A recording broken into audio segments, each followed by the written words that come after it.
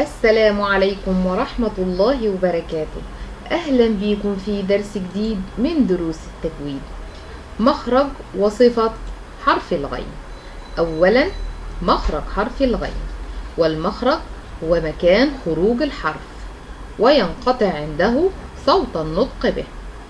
يخرج حرف الغين من أدنى الحلق، أي من الحيز الأقرب لجهة الفم، مع ما يلي من أعلى الجدار الخلفي للحلق منطقة جذر اللسان مع الحنك اللحمي كما موضح في الصورة. ويكون الاعتماد على المخرج ضعيفا، ويستعلي أقصى اللسان إلى الحنك الأعلى ويقترب من اللهاف دون غلق المخرج.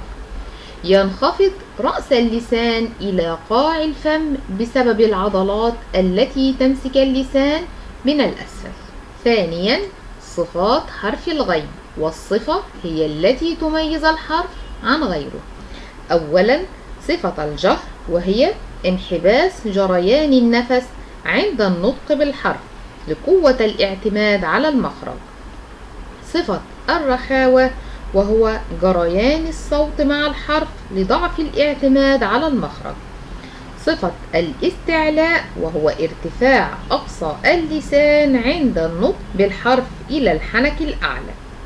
صفة الانفتاح، وهو الابتعاد أو التجافي ما بين اللسان والحنك الأعلى وخروج النفس من بينهما كما موضح في الصورة.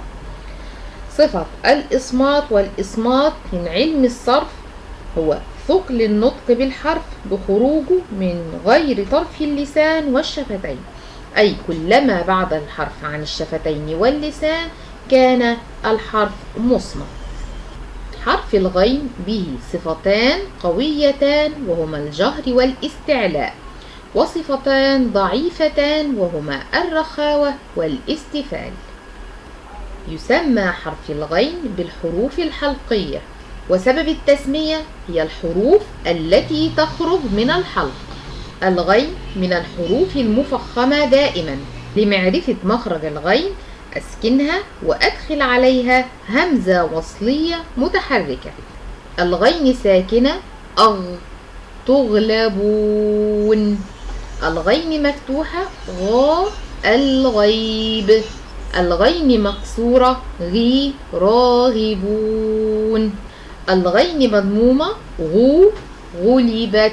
نلاحظ أن الغين المشددة لا توجد في القرآن كلمة فيها غين مشددة. إذا أعجبك الفيديو اشترك في القناة وفعل الجرس.